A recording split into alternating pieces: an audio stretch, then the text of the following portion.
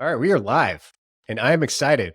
It is our quarterly deep dive report, and I'm joined as always with Alex and Juliet, and we have a very special guest today. This is the first time we've done this. We have Philipp Roesch-Schlanderer from EGYM, the CEO, the man himself. He's had a very big year so far, and we're really excited to have you, Philipp. And to get you up to date with how we roll on these things is we always start off with a little bit of update of what's going on in everyone's lives over the last 3 months. And then we'll get into some of the big burning questions we have around your $200 million Series G funding round. So those are big numbers, a lot of zeros there. So yeah, let's go ahead and jump into it. Juliet, how's it been the last 3 months? What's new? Felt like a bit of a whirlwind. I've been doing quite a bit of traveling and podcasting, and lucky enough to have some cool dinners with some people in the fitness space over the last few months. And I'm sort of looking forward to not traveling for the next 6 weeks and just kind of getting some work done as we head into 2025. So I'm hoping to just, be home and working and getting ready for the new year. So maybe sit in my sauna a little bit more. Any highlights of special dinners or people that were memorable over the last, especially memorable over the last quarter? Well, I'm mentioning to you guys on the email thread, but I was invited to one of those John Levy influencer dinners. I don't know if you guys have heard about him, but he's been running these influencer dinners since like 2014. And it's a really curated dinner where you go and for the first sort of happy hour part of the dinner, you're specifically not allowed to say what you do for a living. So you have to have other types of conversation. And then you sit at dinner, and the entire dinner is you guessing what everybody else does, and then they take their turn guessing what you do. And that's where somehow maybe my physical appearance made it obvious that I'm in fitness. So a lot of people guessed fitness, but a couple people thought I was in the C-suite at Peloton, which I thought was funny given that we're just about to have this conversation. So that was fun, though. It was a cool experience. Yeah. Alex and I were joking if you were in the C-suite, we would be buying Peloton stock. Yeah, I appreciate. I was honored that you guys said that. Thank you. Alex, how about you, man? What's new? Well, we're in full-blown winter here in the Tetons. So snow on the ground, temperatures in the negatives and single digits, and we're getting ready for ski season and fat tire bike season. And like I've been out a couple times on the fat tire bike with my son's dog, so I have a biking buddy.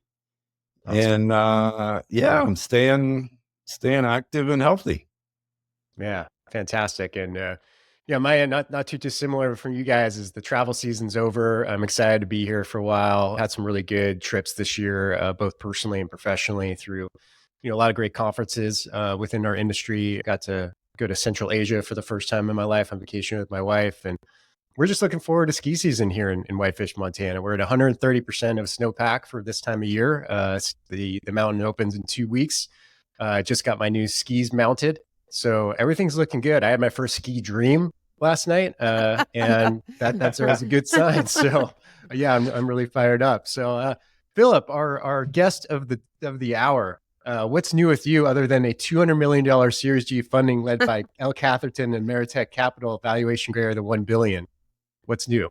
Yeah, well, I'm super busy right now. I don't have so much time for outdoors, even though I love the outdoors. I live in the south of Munich, so I'm very close to the mountains. Our North American headquarters is in Denver. These are also my two typical places where I spend most time. So I'm always close to the mountains, but just right now quite don't have the time to actually go out to the mountains. But in my free time, I'm getting to know my now 10 months old first child, Carl, which is also really, really exciting. Oh, congratulations. Yeah. Thank you. Well, we all have questions for you, Philipp. You guys have, I guess officially, I don't know how these things are marked, but reached unicorn status within the industry. I mean, we're going to talk about what we call the big four today of, the public companies within our industry. But I would say there's a big five. There's a fifth. And I think it's EGYM as a very emerging leader. So yeah, we all have some questions. I guess, Alex, you want to kick it off? I know you had some specific ones. Yeah, sure. So Philipp, I was in the club business, the gym business for 20 years. We bought hundreds of millions of dollars worth of equipment. And, I started in the mid 80s. So the strength category has evolved, although what you're doing is at a completely different level. And I think, I guess my question is the customer, the member ready for what EGYM is selling? And when I talk about the customer, I'm thinking beyond the YMCAs, beyond maybe some progressive, individual type gyms, the Lifetime Fitnesses, the Planet Fitnesses, the Equinoxes. Are they ready for what you're selling? And then the other part of my question is, I saw that you were partnering with Fred Fitness in Santa Monica, and that's a really interesting vertical integration move, I think. And is that a precursor to EGYM facilities? Yeah, great question, Alex. Let me start maybe giving you a few facts about EGYM. I founded a company 14 years ago. So 14 years ago, I started selling to the first gyms. And in the meantime, in our market where I started selling in Germany, roughly 25% of gyms have our equipment and our software. And from all the gyms that ever bought from me my connected hardware, over 14 years, only 3% are not a customer anymore. And so I would say, also in Germany, maybe interesting for you to know, 50% of my new sales every year come from my existing customers because they buy more and more from me. And so I would say we made them really successful and really happy. We constantly measure that top-notch NPS scores with our operators. The way we sell our connected solutions, I would say, it also comes with EGYM Cloud, which is like the world's largest API platform for gyms. Companies like ABC, Daxco, Live Fitness, Matrix, Precore, Core, and the likes, they're all integrated in one platform. So you can really create a digital experience, a consistent experience. You can create member journeys and so on. The way we sell to operators is there's basically three different areas for how we sell. One is specifically as a circuit solution, which is most known because that's where we started, as an onboarding tool, an automated onboarding tool for new joiners, because we realized there's a huge need for a kind of automated way of how you onboard members, because there's lots of studies from Paul Bedford and others. If you onboard members, they stay longer. It's kind of also intuitive. But the problem is you have so many members taken in Q1, and you don't have the staff in Q1 to do all these orientation sessions. So we do this completely automated and have a specific programming around the first 6 months to make sure that those people adopt fitness habits, low intimidation, short, structured, no excuse, you can't do anything wrong, it's not too long, all these things. And that, of course, then is much cheaper than buying from us is much cheaper than hiring people to do these very hard to manage orientation sessions, because with us, you configure how do I want my members to be onboarded. And then basically you can deliver it to millions of members with zero variance. If you hire people, I always like to say the great thing about our industry is everyone has passion for the product. But the risk also when you run, like you did, a big organization is, do I pay for people that all will do it in a different way? So I can't really manage the quality and the consistency and so on. So that was the first part. And then the second part is we developed our solution further to intermediate and expert users without less guidance and more motivational features, more about high intensity strength training and the likes. And then when we look into categories, we typically think about segment solutions. So for example, HVLP, high volume, low price. We have developed a thesis around the last 10 years in HVLP was all about land grabbing. Like, it was just wonderful. You looked for a new town where there was not an HVLP yet. You opened it and you could basically predictably have your 20% EBITDA business. Nice. Now, when you start growing, you realize like, oh man, like in every town, there's already 2 or 3 of these HVLP places. And so we believe the next 10 years, it's all about yield management. You want to build your HVLP in a great location because that warrants the prospects in combination with you want to sell for, like you want to advertise for low sticker price. But then in order to kind of be able to afford the location, you need to be able to basically monetize your members better than competition. And we have proven with a lot of examples that when you look at fitness, like HVLP chains that have started working with us and we are now part of their blueprint, the reason why they would do that is because we have proven to them that inclusion of EGYM into their premium package had a massive impact on their conversion to premium members. And that then, led to actually be EGYM not anymore an expensive piece of equipment. It's actually the cheapest possible because it returns money. And we can do this because of the full experience that we can build, including all the integrations we have. We build with the operators a beautiful journey.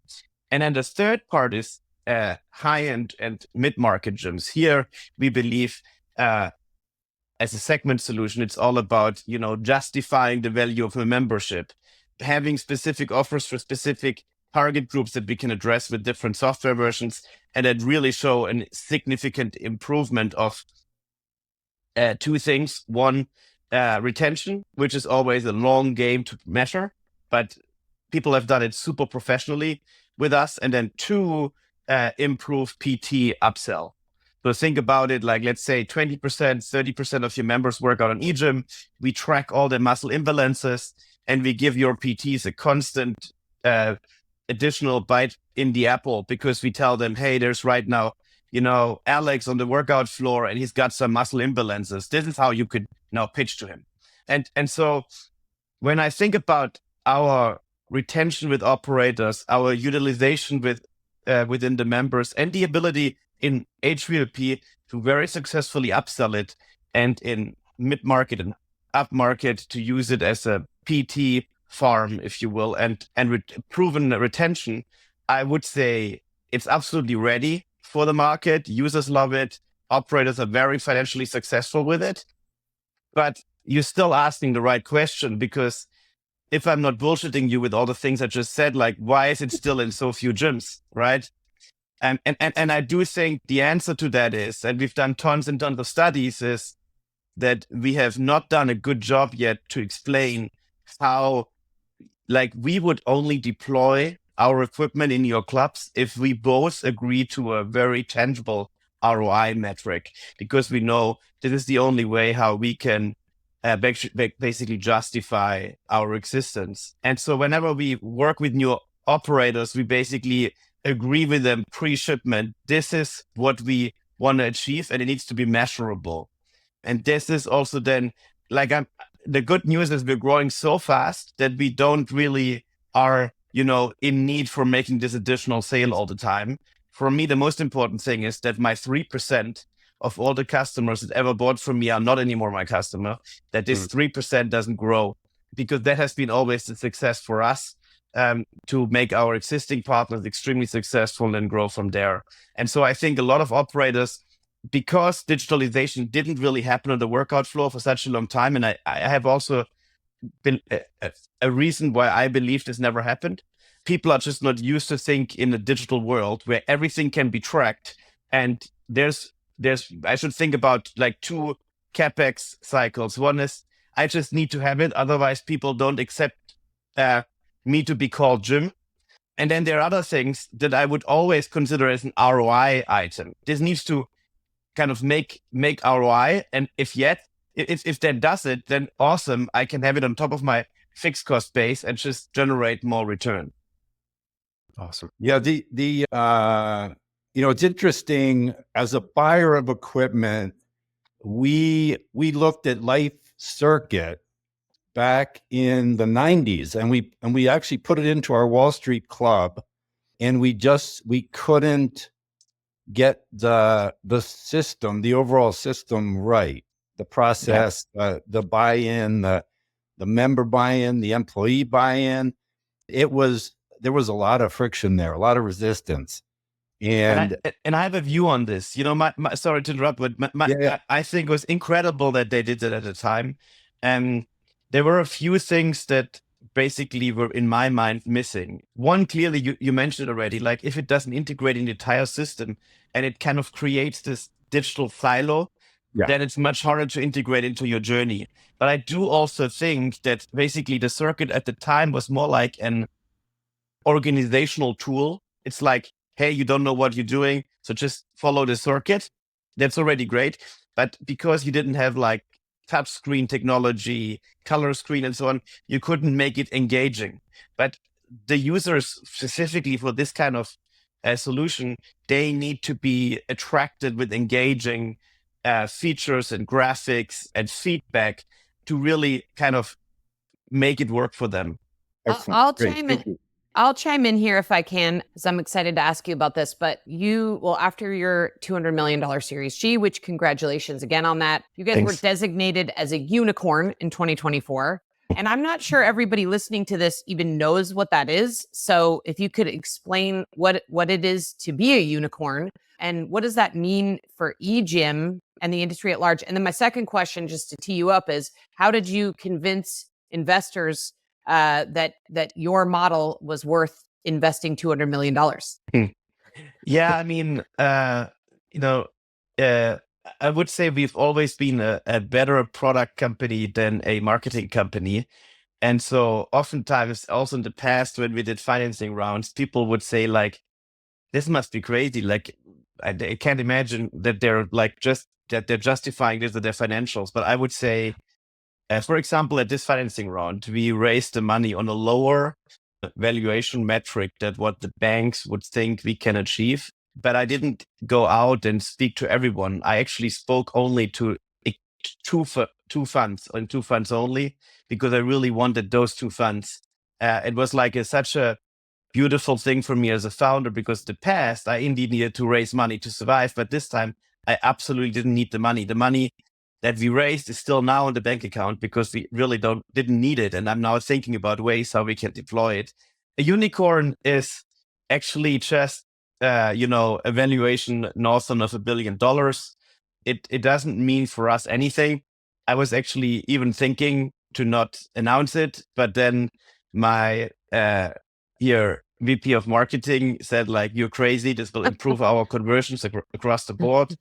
And I would say, and then that's why we did it. And I would say probably, we from EGYM, because we also integrate all these great people that do some part of the gym so well and want to support our passionate gym operators that do such a great job servicing the members.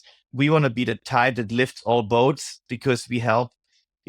I mentioned before, I have one belief why digitalization never happened on the workout floor. And my belief is because everyone built their own silo solutions. And so therefore you couldn't have a consistent digital experience. And it's maybe then also later leading us to EGYM Genius, our AI. But basically, I believe everything needs to be integrated so that people take that kind of personalization seriously.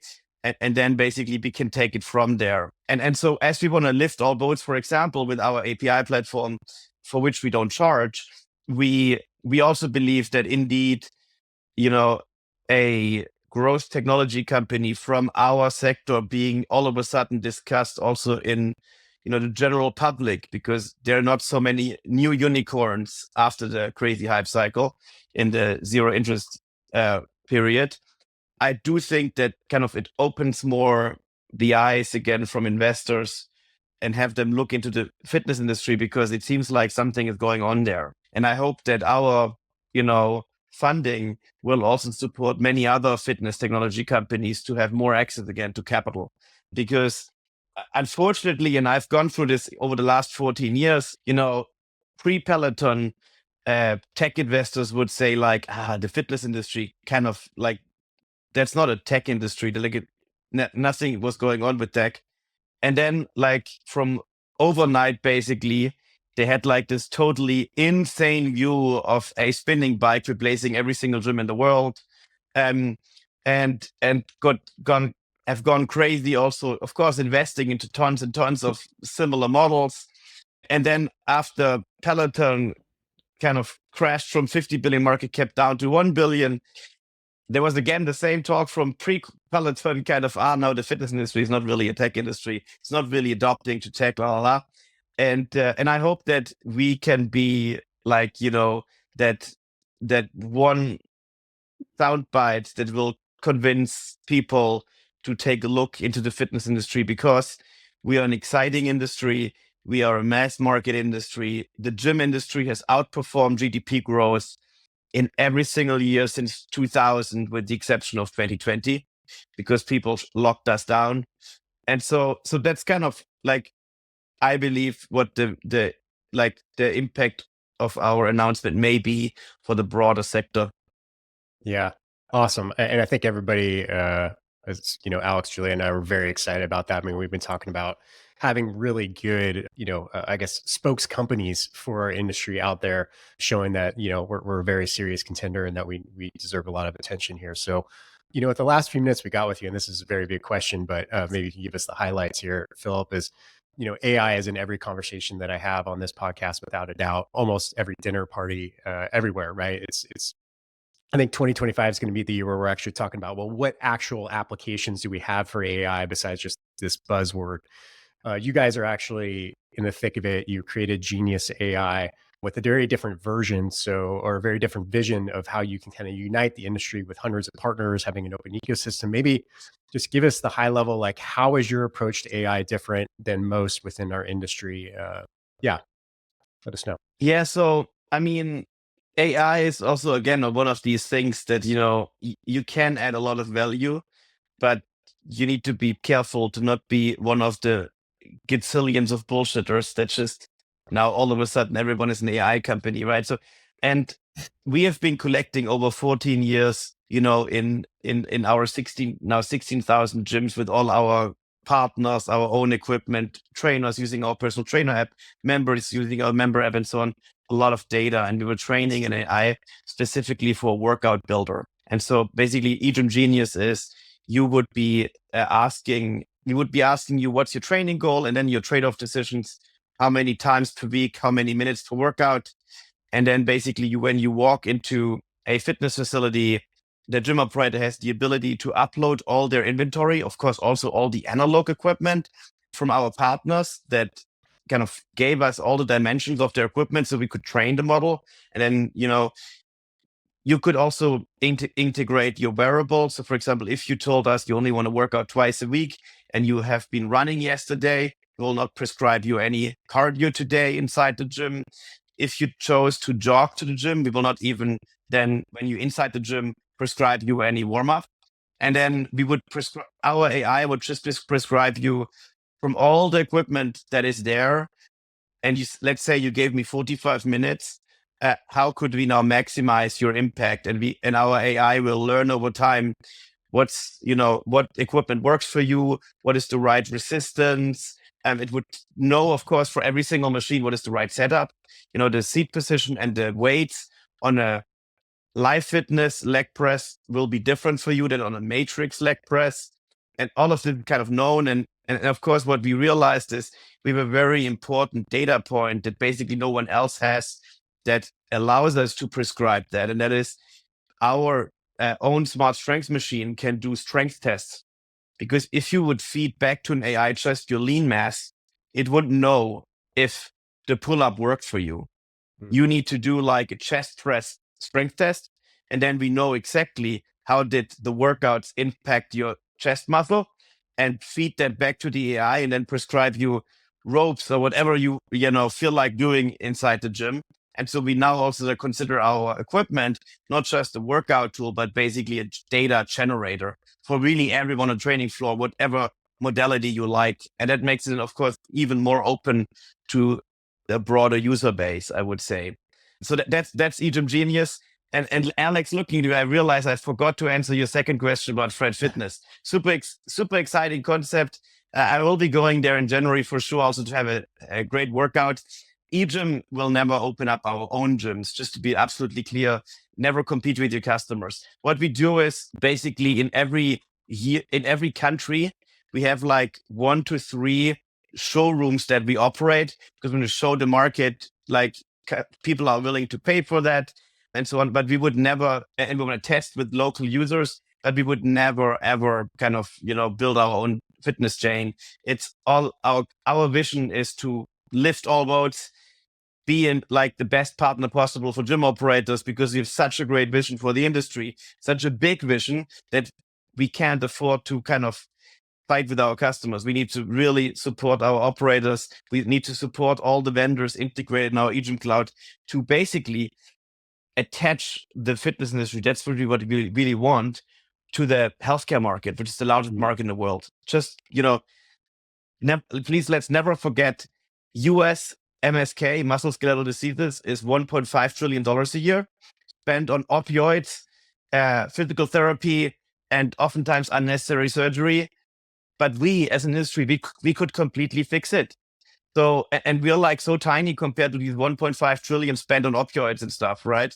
So that's what we want to do for the industry. And for that, we need to not have like these little fights against each other, but rather think big together. Oh, I love it. Is just on Fred Fitness, is the only equipment in the facility or 80-90% EGYM? I mean, EGYM AI prescribes every single workout, but there's also equipment from different providers. Like there's, for example, cardio machines with our, software on it, Matrix cardio machines. There's also a functional training tower from Matrix with an integration with Function, the FitTech startup. And so basically this tower would receive from EGYM AI also workouts for functional.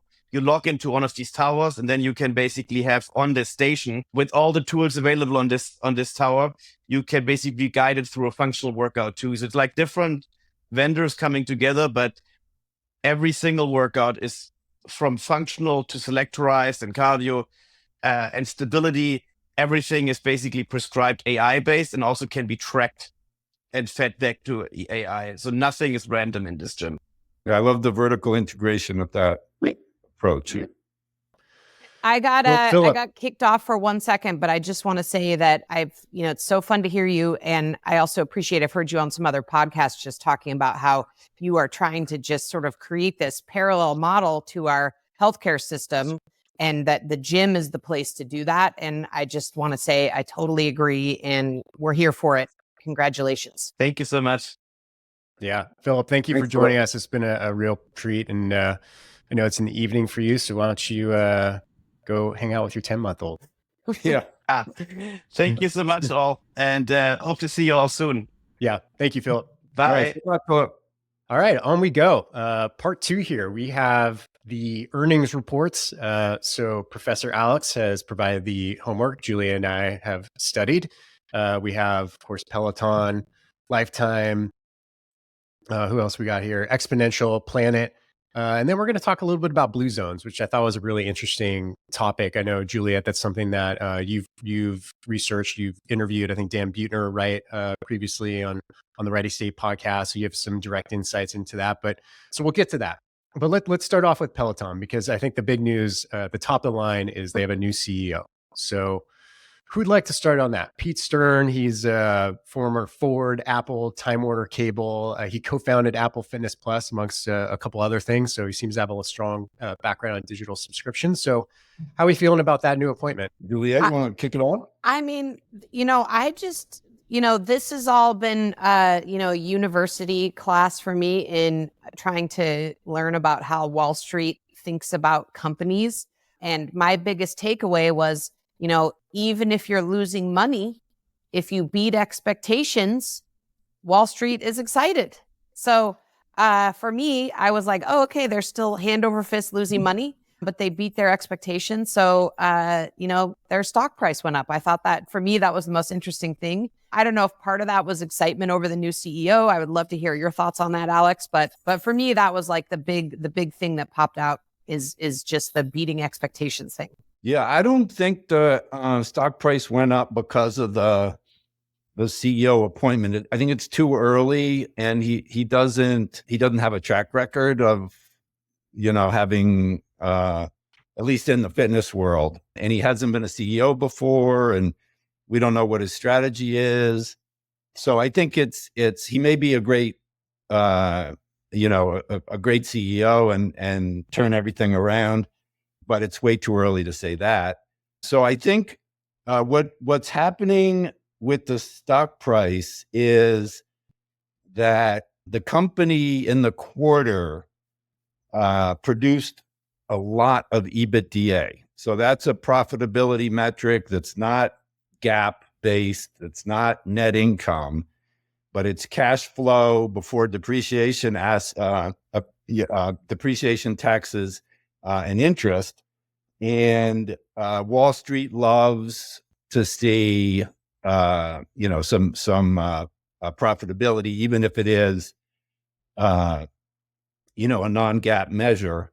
And some people dismiss EBITDA, like Warren Buffett would not doesn't take it seriously because depreciation is a real thing, for example. But anyway, their EBITDA went up by 1,171%. So they produced 115 million of EBITDA from 9 million a year ago. So that, Wall Street loves that. Yeah. And yeah, seriously. yeah. I mean, but that shows you how much bloat there was in that company, because basically their revenue didn't go up. Their expenses came down. They cut 50% of their marketing expense. They cut tens of millions out of R&D, tens of millions out of payroll. And so the challenge is for the new CEO, how do you grow the business? Like, where's the growth, right? Because they're flatlined in terms of revenue, flatlined in terms of members. They can raise their monthly rate at some point, which they have done in the past, like Netflix does and others do continually. So that's a possibility. But at some point, you got to have membership growth, and you got to have new sort of growth vectors, which they haven't been able to do with hardware. They didn't mention any hardware growth. In fact, the sale of bikes went down, and they talked about software innovation. They talked about content innovation, and they seem to be doing interesting things in both of those areas. But does that just hold on to existing members, or does that expand the membership pool?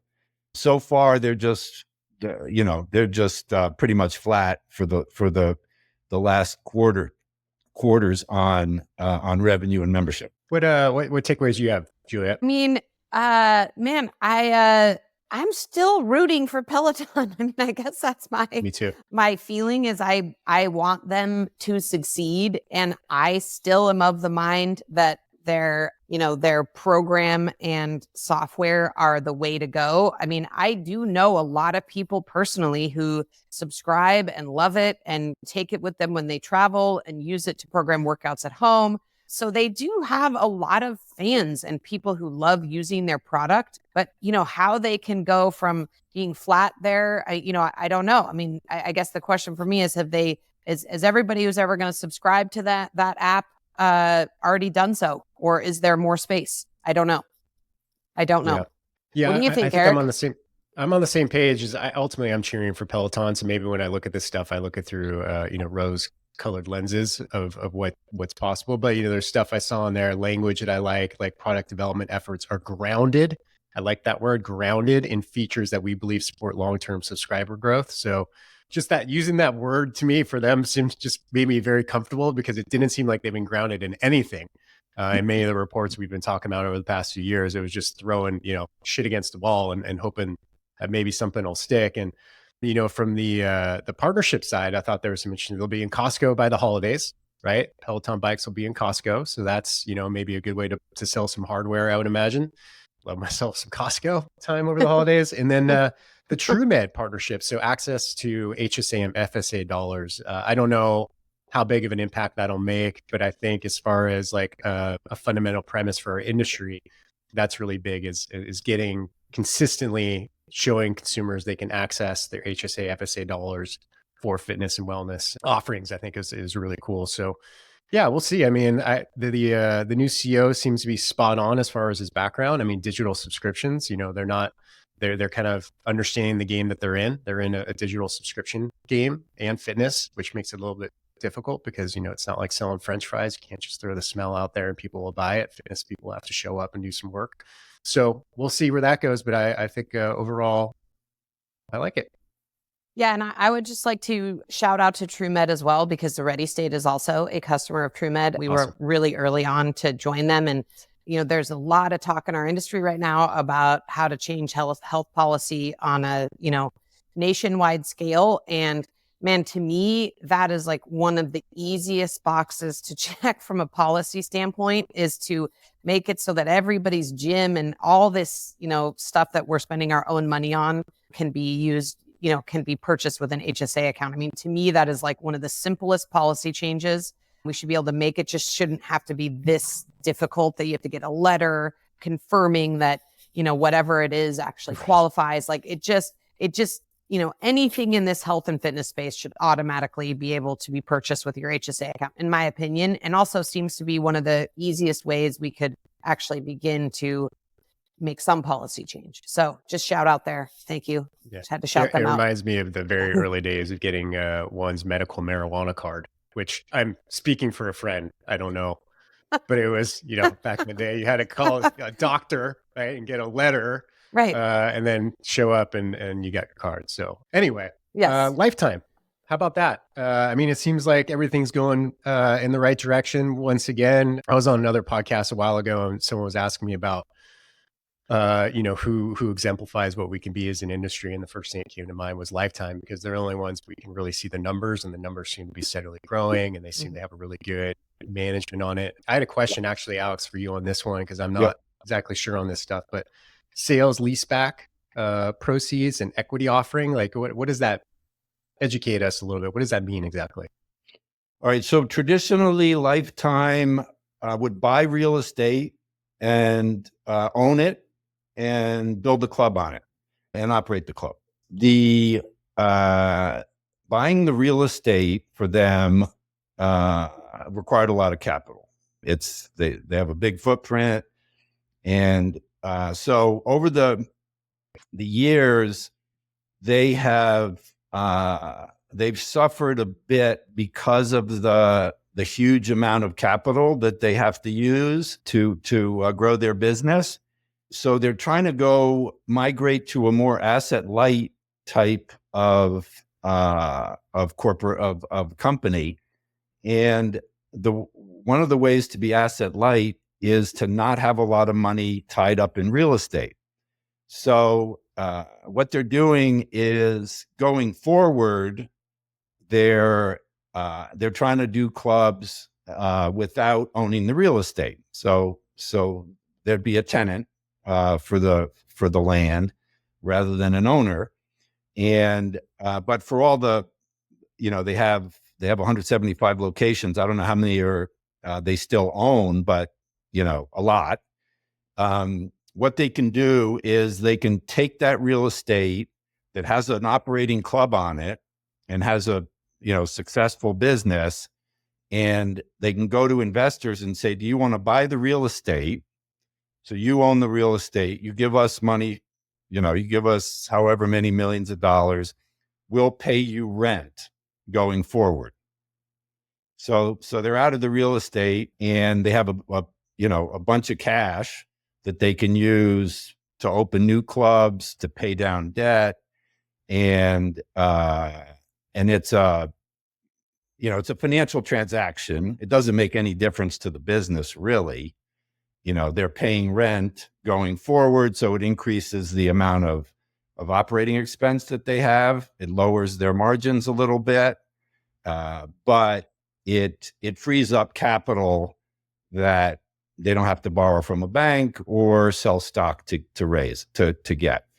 And then they also sold some stock, and I don't think it was a huge amount, but that's just another way for them to strengthen their balance sheet, pay down debt, and going forward, they're very keen to improve their credit rating. So they want to be, I think, a double B. At some point, I'm sure they want to be an A quality credit. But what that does is that lowers the interest rate that investors require when you borrow money. So if Moody's or S&P give you a double B instead of a C or a B minus, the interest rate that you pay on your debt goes down. So that's a way of improving their capital, reducing their cost of capital, and it's it's financial engineering, but it's smart. And traditionally they've been highly levered, and going forward they want to have less leverage and have a higher credit rating. So they're doing everything to I think have more financial security and stability and lower costs of capital, and I think that's part of the maturation process of that business, and it makes a lot of sense. Yeah, super interesting. Yeah. Juliet, did you have any big takeaways from the report? I mean, I think the thing that stood out to me as a former gym owner, and I wonder if you noticed this as well, Eric, was that the average monthly dues that customers are paying is almost $200. And, I remember back in the CrossFit days when we were beginning to tip into $200 a month and higher. It was just shocking to people because the model up till then had been, definitely well south of $100 a month. So seeing that there are consumers and at the scale of Lifetime that are sort of now willing to invest that much money on a monthly basis, I thought was really cool and really exciting for the industry overall, because I think, if these companies are going to be profitable, and having run a gym myself, you can't run a good gym business for, when people are paying $40 or $50. I mean, Planet Fitness is a whole separate deal, but a more high touch gym business for low cost, the model doesn't make sense. So I was really excited to see that. I mean, I don't know how many members they have, but I mean, at $200 a month, that's a lot of people that have decided they're willing to spend $200 a month. Yeah, that's cool. They're about, I'd say 900,000 members, and they haven't, their membership isn't growing that much. It grew 5% in the last year, but their revenue grew about 20%. So that's coming from price.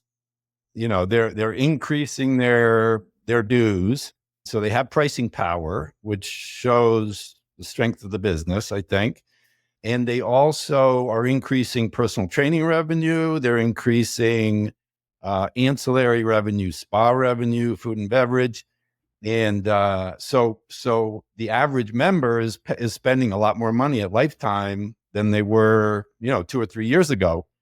But the overall market in terms of number of members isn't growing as quickly as you might think. Interesting. Yeah. What do you think, Eric? Yeah, I mean, it's that number 200 to me just seems very reasonable for membership, and I think they seem to inch along. But I want to bring this because I had Jeff Sweefel, he's the head of the Miura program and CEO. I've been with Lifetime for a long time, and I was, we talked about it, and I'm guilty of it. I always thought Miura was going to be a super expensive $40,000 a year program. It's not.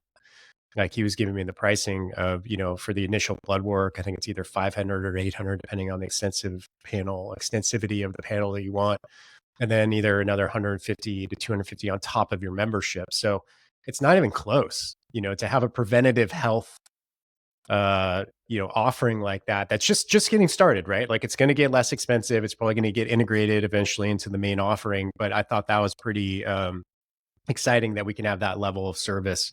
And I'm sure there's a lot of add-ons to that, right? If you want to get peptides or if you want to do all these different things, I'm sure it starts to add up. But as a base service, I thought that was actually very reasonable for where we're at, because I mean, we've heard a lot of, $100,000 plus more programs, right, of longevity and health. So I think it's really cool that that model can now be starting to work within a health club, that we truly can be, the preventative health model was really exciting. So that was something I want to share with you guys. Yeah, there's this sort of price discovery happening around what are consumers willing to pay for longevity programs?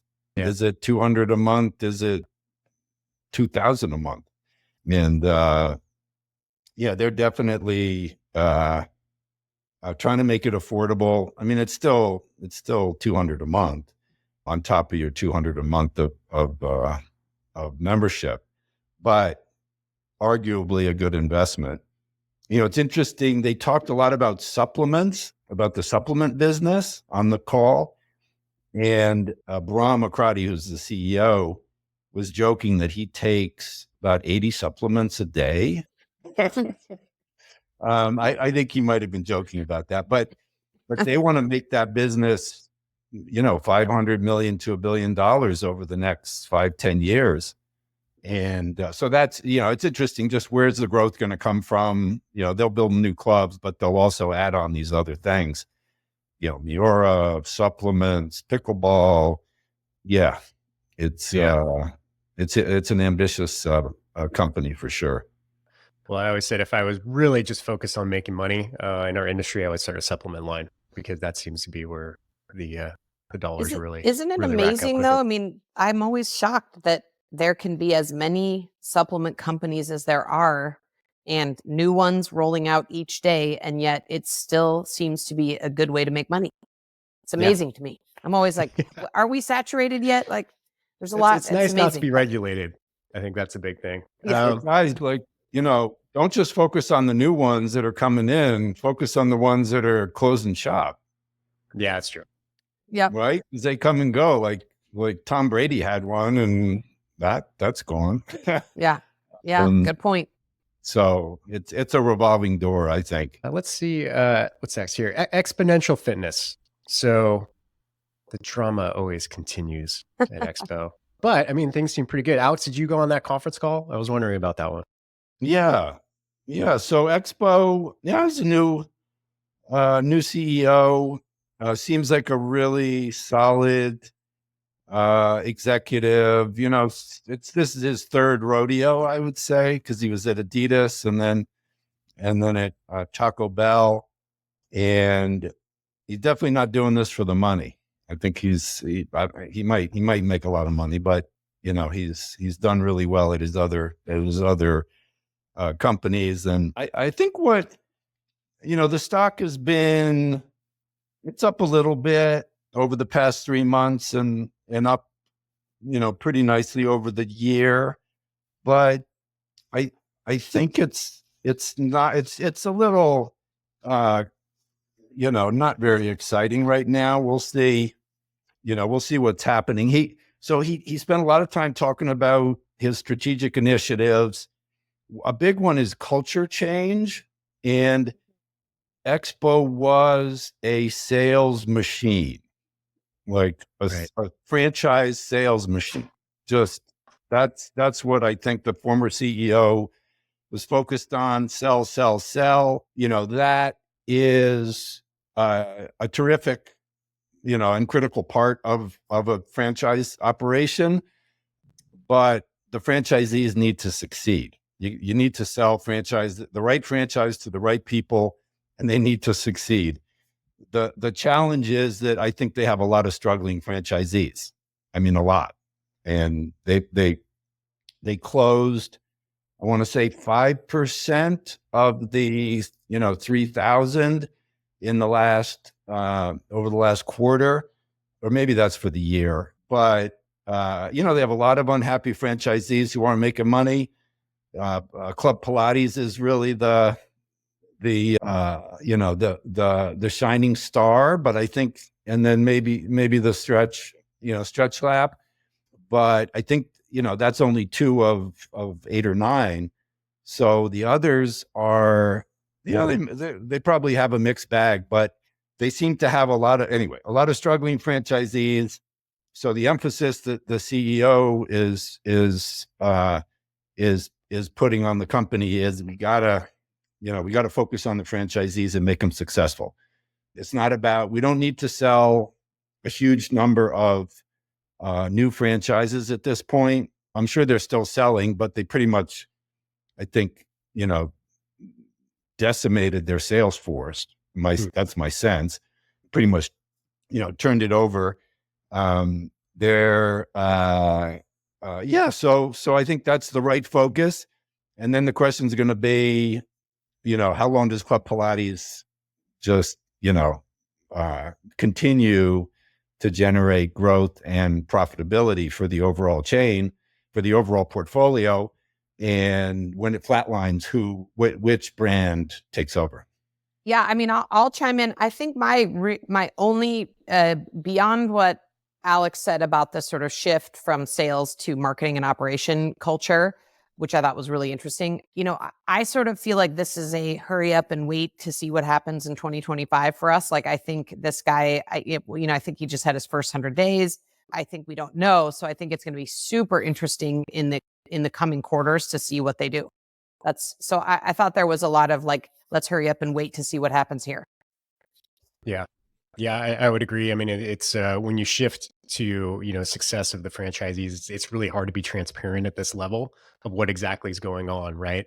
So we see some numbers, the reporting is even from good to bad numbers, but everyone's going to report the numbers they want to report, right? So it's really hard. I mean, the only additional thought on this is, having talked to the president of Lindora, and they look to have, like, they're going to have a good amount of openings coming next year.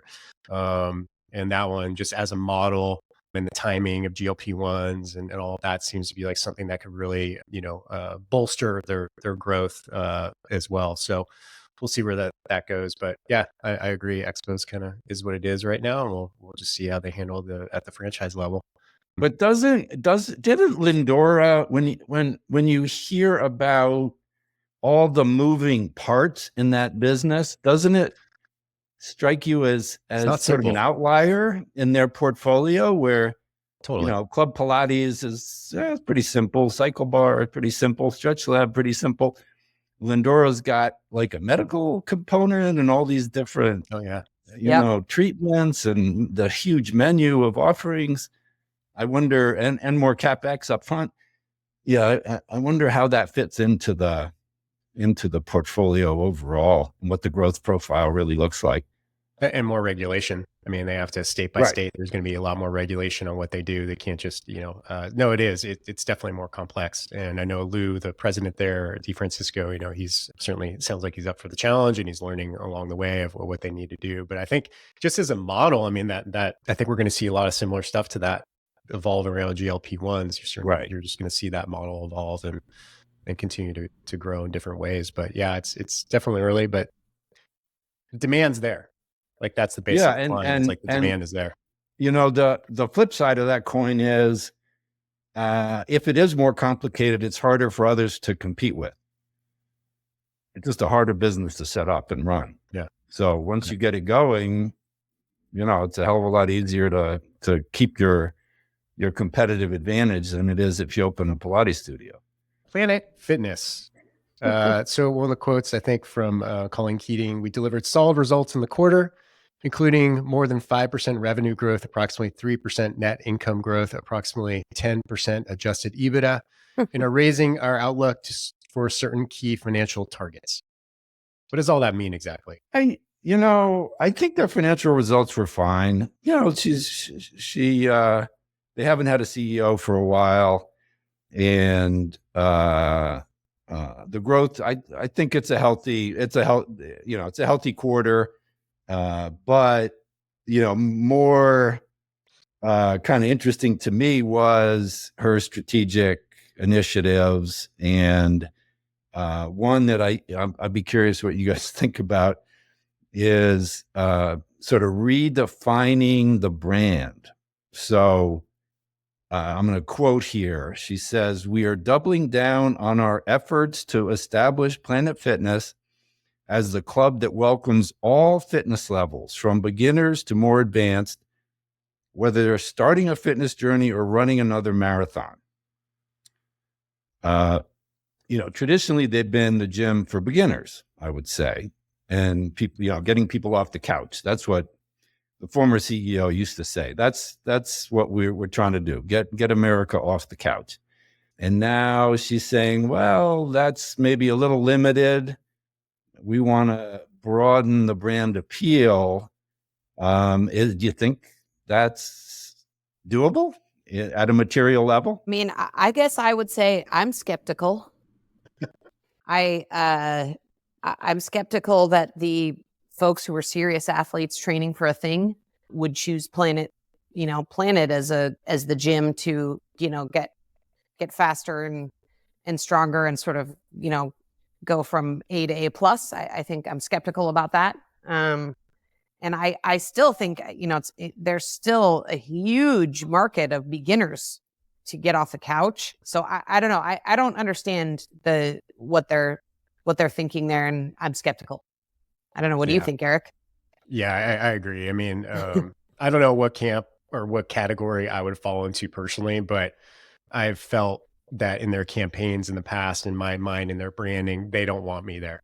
Like, I grunt when I lift weights. I'll occasionally drop a barbell, right? If I lose my grip on it, I'm not their guy. And so, that will permanently be emblazoned in my memory that I'm not who they want. So, I'm going to go to a sports performance center. I'm going to go to a CrossFit gym. I'm going to go to, a health club that's more, open to people who are either intermediate to advanced trainees. And that's it. So it would be a big lift, pun intended, for them to do that, I think. So, but you never know. I mean, people in this world, they forget really fast, right? So we'll see what happens. I mean, I thought it was interesting that they marked their first increase in over 25 years for their classic card membership. Yeah. 25 years. That's wild, right? From a business standpoint, like, why aren't you raising rates just a little bit? Well, that's like Costco's hot dog, right? Well, yeah. They've never raised the price of their hot dog. The interesting thing, or one interesting thing on the price increase, is that they only applied it to new members. So they're keeping the $10. It's not like when, Netflix raises their prices, everybody gets hit. So that was interesting to me. I think Lifetime raised their price. When they raised their prices, they raised the rack rate, and they also raise existing members to some degree. They don't go all the way to the rack rate, but they still bump up the existing membership base. So Planet could have, I don't know, they could have raised the rack rate to 15 and the existing members by $1, and it would have been $20 million a month. I don't know why they were stubborn on that. I guess, it's a loyalty thing, but probably more, it's not really about loyalty. It's about the concern that even $1 will lead to a lot of attrition. Mm-hmm. If you notify, millions of members who really don't go, that their membership is going up, $1, they're going to be like, oh, I haven't been in like 6 months, 9 months. Why am I holding on to this membership? That's all they need. I even had a membership. Yeah, that happened to me back in the day. I got an $8.99 a month 24-hour fitness membership.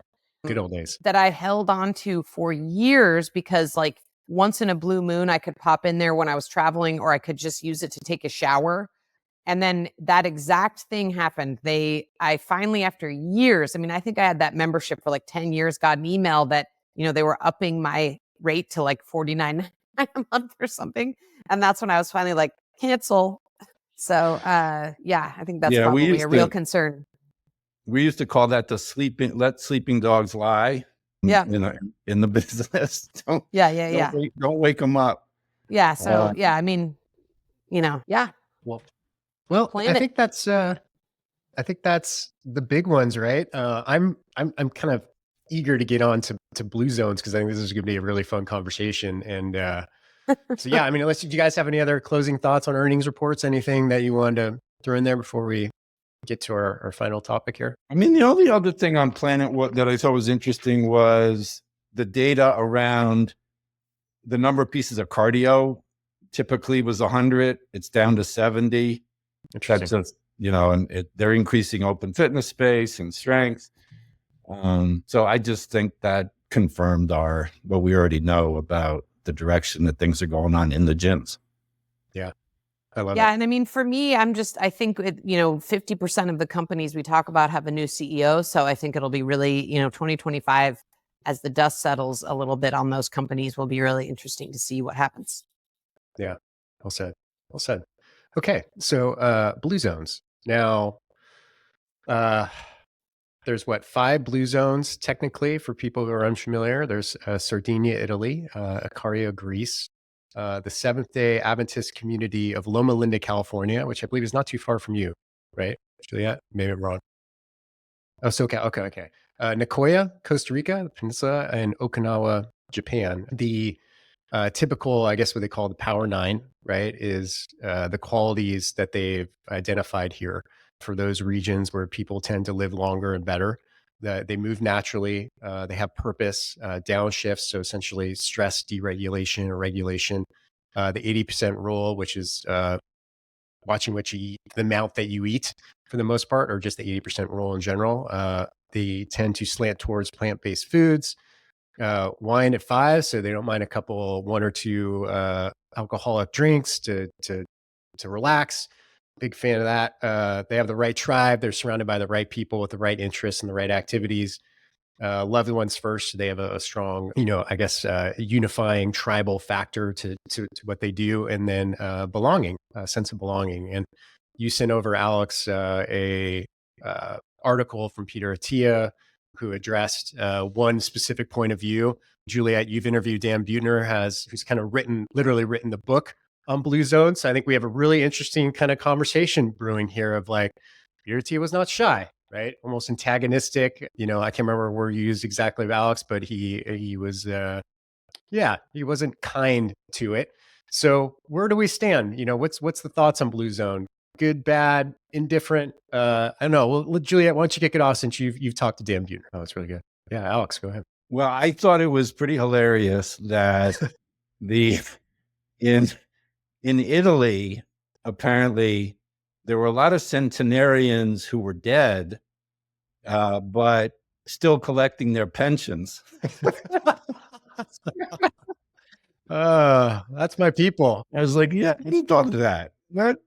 Somebody's cashing those checks. But I mean, there's sort of Attia's staking out the science side, the data side, the really mathematical, analytical side of the longevity spectrum.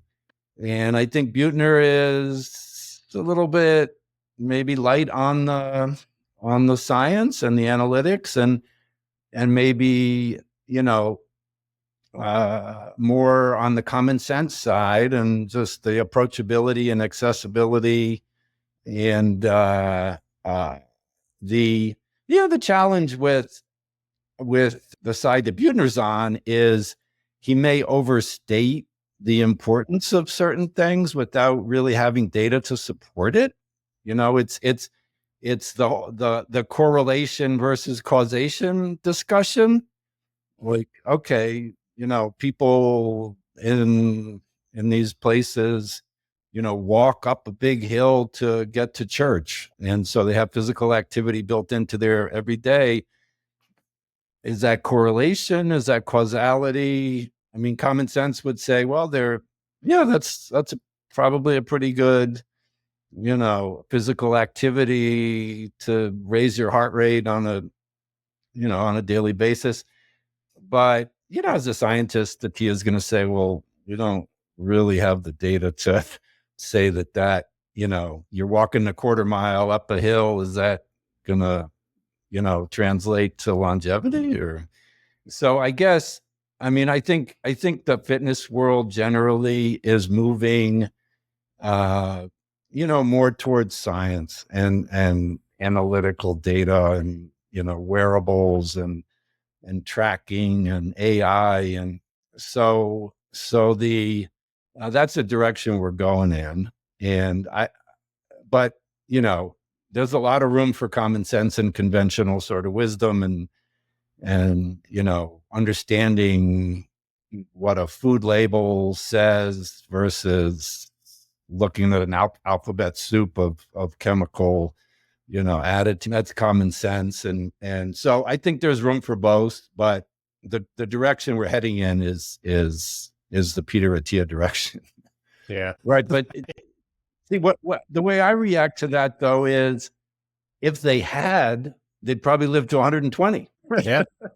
Yeah. So yeah, they're genetically blessed and they have a lot going on, but yeah. Yeah, it's the is it because of or despite of, right? That we see these things, and I just thought, right, it's just these two different dichotomies, right? You get Attia, who's very data driven. Like honestly, I've read his book and looked at his regimen, and it's not fun. There's nothing enjoyable about VO2 max intervals, and he's very disciplined. It's all comes down to discipline and science, right? And then you look at Buhner, it's the opposite. It's like, well, it's lifestyle. It's like, hey, have a glass of wine, which I'm like, don't take that away from me, Tia. Like, let me just have a glass of wine, right? Like at the end of the day. And the fact that, diet, he says that Dan Buhner says, he quoted him, diet and exercise do not work, and exercise and fitness have us trying to solve the right problem, but in the wrong way. I'm like, well, okay. And to me, this all boils down to something I've seen in this industry for a very long time is like, it became when like, well, what's better? Is it paleo or is it vegan? Like we're talking about the last 5% to go here. Like if you're getting rid of processed foods, you're doing more movement in your life, you're sleeping better, you're drinking more water, you're doing all these fundamental, you have better relationships, you're less stressed out. Like this is fundamental, but majority of people out there are not even close. And we tend to argue about these little things at the top, right? Of what makes it optimal. And I think that's what I see again is like, oh, this is the age old conversation. A lot of it is just clickbait, right? Trying to get more eyes on an article or trying to get more books sold, or there's always other motivations that aren't as pure as we would want them to be, but that's just the way things are. So to me, that's what I saw. That was the first thing in my thought. I'm like, oh, here we go again. We're arguing about optimal and we're forgetting about the majority of the people out there. Yeah. Yeah. I mean, I think studying centenarians is being done, and there's a lot of research that's underway, and I think that's incredibly important and interesting, and it's going to be valuable. So maybe we need to think more about centenarians just generally, and not so much about blue zones. I mean, the one thing I noticed about, go ahead, Juliet. And when I look at this stuff on a map, I always thought there was more of a latitude kind of thing, like geographically, like the latitude seemed to be in the actual temperate nature of the environment played as something, but that wasn't really mentioned too much in here. And I think the big thing is the likelihood of faulty data, kind of coming back to that, is like maybe this data that's being collected on blue zones can't quite be trusted. And I mean, if that's true, then fundamentally this whole thing's off, right? And I think you're right, Alex. What I took away too is like, maybe we should just be studying centenarians at large, no matter where they live, right? I know I am inspired with the bringing full circle to ski season again. It's like, I am inspired so much by people that I know, where I see that are skiing in their 90s here, right? Still Monday through Friday, they go up until essentially one guy I see every once in a while goes until his hand warmers stop warming his hands, and then he's done for the day, right? I'm like, that's awesome. And that's what I aspire to be. And like, is anybody studying that guy? I mean, he's incredible, right? So why does it have to be in just these zones? I think that's the bigger conversation, is how do we open it up a little bit more and start looking at other areas? And yeah, kind of my thoughts. So as we wrap it up, you guys, yeah. Oh, sure. Yeah. Yeah. Well, you guys, as we wrap it up, any final thoughts on, I guess, 2024, really? What do you got? Yeah. And I'm grateful that we didn't talk about politics, and that we don't have to get bombarded, for a while with crazy advertisements about what's going on in the political world. And yeah, I'm looking forward to, if I pay attention to politics, it'll be at a local level, and hopefully there'll be less mind share around that subject matter for a little while.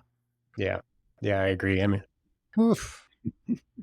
Yeah, I went to get my mail yesterday, and all that was in there was a newspaper and a couple articles of real mail, like, some bills and invoices and stuff like that, versus like the configuration of just paper of, I mean, we were in that heated Senate race here in Montana. Right. I don't know how much money got spent on that, but I would go up in my mailbox and it was just flyers after flyers. And I was like, it is. So I agree. And I think, my thoughts on this year is overall, it's been a good, kind of a transition year, I think, for the industry. And I hope 2025, I think there's a lot of things in place where we could see a lot of progress in our industry. I mean, you see the EGYMs, you see this advancement of preventative health and that conversation, and whatever this subconscious rebrand we're going through right now, from fitness to health and wellness, I think is really cool. So yeah, I'm excited for it. I'm grateful for you guys. It's been a great 4-part series this year. I'm looking forward to what we do with this next year. And yeah, I guess that's a wrap. Yeah. Thanks for hosting. Yeah, it's been great. And hopefully, we continue and keep having great guests. Let's bring on some others, and maybe there's some other ideas we could talk about offline. Yeah. And listeners, if you have ideas for us on what you'd like to hear us cover, and topics or guests or anything that you think we could do to improve this segment and make it more valuable, just let us know. But in the meantime, everybody enjoy the holidays. Enjoy that sauna, enjoy that skiing, Alex, and we'll be talking to you guys soon. Thank you very much. Thank you.